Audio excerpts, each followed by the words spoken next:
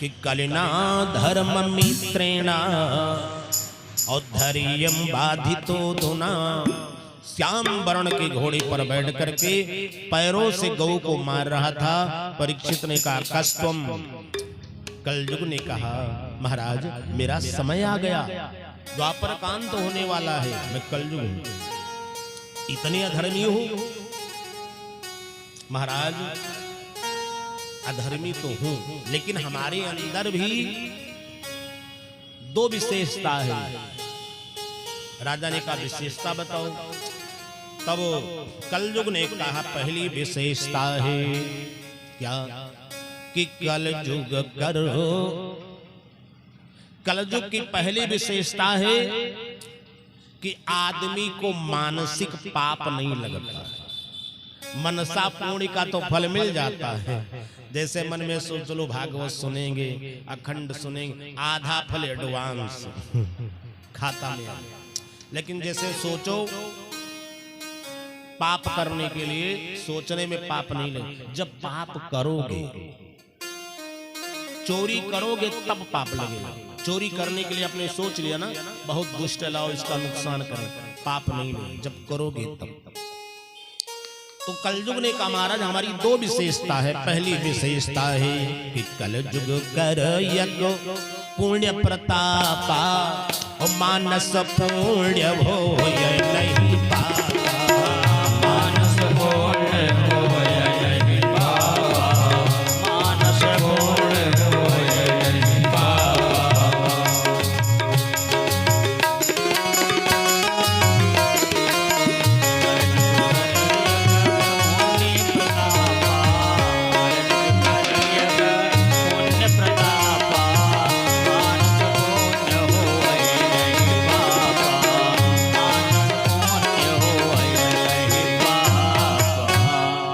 ने कहा महाराज मुझे मत मारो, हमारी दो विशेषता है। हमारी कलयुग में मनसा पाप नहीं लगेगा, पुण्य का फल मिलेगा। और दूसरा ये लाभ है हमारे कलयुग में जो लोग पहले यम नियम प्राण प्रत्याहार योग समाधि लगाते थे तब वो फल पाते थे, भवसागर से तरते थे। अरे वही फल कलयुग में नाम संकीर्तन से मिलेगा। यम नियम प्राण प्रत्याहार समाधि लगाओ चाहे न लगाओ, माला लेकर सीताराम सीताराम जपते रहो, भवसागर से पार हो जाओगे। का कलयुग केवल नाम यधारा और सुमिर सुमिर नर उतरहि पारा। सुमिर सुमिर नर उतरहि पारा। सुमिर सुमिर नर उतरहि पारा। कलयुग केवल नाम यधारा। कलयुग केवल नाम यधारा। सुमिर सुमिर नर उतरहि पारा। सुमिर सुमिर नर उतरहि पारा। कलयुग ने कहा दो विशेषता है। राजा ने कहा ठीक हम तुम्हारा तो वध नहीं करेंगे, रहने देंगे। महाराज हम निवास कहाँ करें?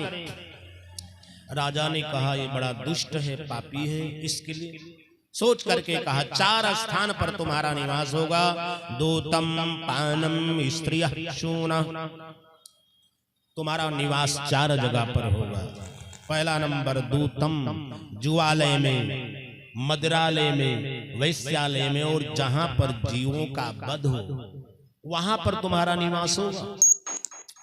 अब कलयुग बहुत हंसा, धन्य हो राजन, लगता है हमारे लिए पहले से ही स्पेशल 4 स्थान। हम आपके शरण में हैं, हम अतिथि हैं, हमारे लिए कोई वीआईपी स्थान दे दो जिसको हम गेस्ट हाउस बना लें अपने मित्रों के लिए। क्या चाहते हो? राजा प्रसन्न थे। तब कलयुग ने कहा स्वर्णस्तेयम सुरापानम। हे राजन हमारा निवास सोने में भी हो। राजा ने वो मस्त कह दिया, इसलिए सोने में कलयुग का निवास है। सोना पहनना तो सावधानी से पहनना। हमने तो देखा है बड़गांव पर एक मास्टर साहब 5 उंगली में सोने की अंगूठी पहनते थे, माल गोदाम में मैदान करने गए थे, चोरों ने पंजा ही काट लिया। इसलिए हाँ, आभूषण पहनो सब लोग सोने का, लेकिन कैसे? कलयुग कैसे हटेगा? अंगूठी हो, मंगलसूत्र हो, झाला बालक कुछ भी हो, बनवाने के बाद भगवान को अर्पण कर दो। लेकिन अपने घर वाले भगवान को चढ़ाना, कहीं मंदिर वाले घर भगवान पर चढ़ा दिया तो पुजारी कहेंगे गोविंदाय नमो नमः। अब तो ये ठाकुर जी का हो गया, कनक बिहारी जी का हो गया, हनुमान जी का।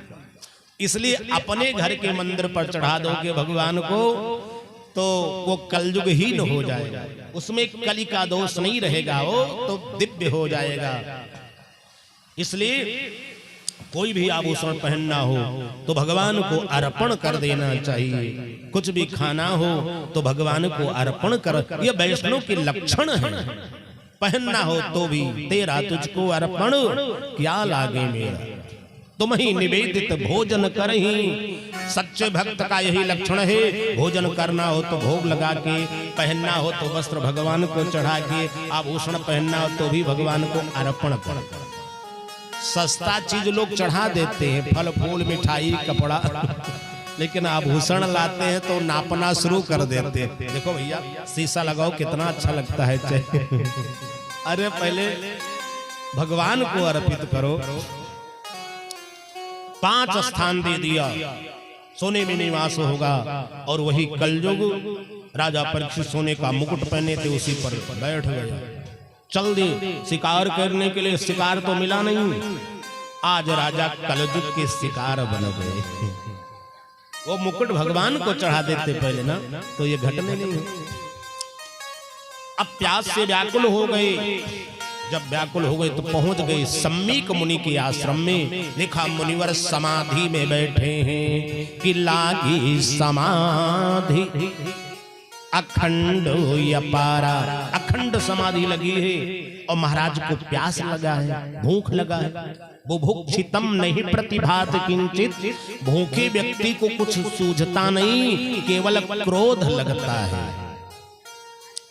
अब राजा ने कहना प्रारंभ किया, जलम देहि जलम देहि, और जलम देहि महात्मना, ही भगवान मुझे जल पिला दो, बहुत प्यास लगी है। और मुनिवर की तो समाधि लगी, पता ही नहीं चल रहा था। समाधि का मतलब आत्मना परमात्मनम सम्यक धीयते इति समाधि। जो आत्मा से परमात्मा का सम्यक ध्यान किया जाए वही समाधि है। समाधि प्राणायाम विधि के द्वारा किया जाता है। प्राणायाम करना है, दाहिने नासिका को दाब करके श्वास खींचते रहो, मंत्र पढ़ते रहो। ओम भूम भुवा ओम स्वा ओम महा ओम जना ओम तपा ओम सत्यम। मंत्र आता है तो ठीक है, नहीं आता सीताराम सीताराम कहते। खींच करके नासिका को दाब करके नाभि में भगवान विष्णु और हृदय में ब्रह्मा, मस्तक पर शिव का ध्यान किया जाए। जितना देर श्वास रोक लो वही समाधि है, उतनी आयु बढ़ जाएगी। मुनिवर को पता नहीं चला। अब राजा को लगा क्रोध, अरे कलयुग ने बुद्धि को भ्रष्ट किया। हमारे राज्य में रहते हुए हम रक्षा न करें, इनको राक्षस खा जाएं, डाकू लूट ले जाएं, दिन में कुटिया जला देंगे, हम रक्षा करते हैं, हमारी प्रजा है, हम इनके राजा हैं। राजा भगवान के समान होता है। ये मेरा स्वागत नहीं करते, पानी नहीं पिला सकते, या नकुना पकड़ के बैठे हुए अपमान किया। क्रोध में थे, अब क्या करूं? सामने मरा सांप पड़ा था, उठा के गले में डाल दिया। क्रोध में व्यक्ति सोचता है ना, कितना टेढ़ा बोल दूं कि सामने वाले को झलका पड़ जाए, इतना उसको आवेश रहता है। सांप डाल करके तो चल दी संतोष के मन को। तब तक उनके 5 वर्ष का लड़का सिंगी ऋषि पहुंच गया। दिखा रे, मेरे पिताजी तपस्या कर रहे थे और मरा सांप किसने डाल दिया? ऊपर कुटिया है, यदि कहे पक्षी लेकर जा रहा था गिर गया तो ऊपर छप्पर है, गिरता छप्पर के ऊपर। ये यहां गले में कैसे? किसने मेरे पिता का अपमान किया? इस समय पूजा पाठ करने में इतना बड़ा व्यवधान।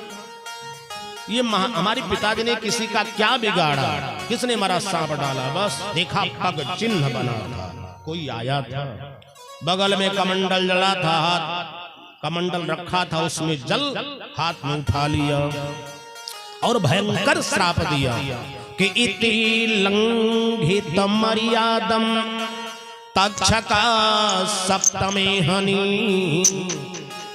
उस बालक ने भयंकर श्राप दिया, जिस व्यक्ति ने मर्यादा का उल्लंघन किया है मैं उसको भयंकर श्राप देता हूं। इति लंघित मर्यादम तक्षका सप्तमे हनि औद्रक्षयति कुलंगार ततः जातो प्रणोदितम। भयंकर श्राप दे दिया, आज के 7वें दिन नाग काटेगा, उसकी मृत्यु हो जाएगी। जब ऐसा भयंकर सुनते ही राजभवन शोकाकुल व्याकुल, ये बात जब फैल गई, बड़े बड़े महर्षि देवर्षि सब मिलने के लिए परीक्षित के पास पहुंच गए। राजा बहुत दुखी थे, सोच रहे थे करूं क्या, रो रहे थे रानी राजकुमार। अब ऋषियों ने समझाना प्रारंभ किया। ऋषियों ने कहा ये राजन, रोने से कोई समाधान नहीं। रानी तो बेहोश हो गई रोते रोते, 4 राजकुमार थे, चारों रो रहे थे। ऋषियों ने कहा रोने से काम नहीं चलेगा राजन, ये मृत्यु लोक है, यहाँ का नियम है कि पुनरपि जन्म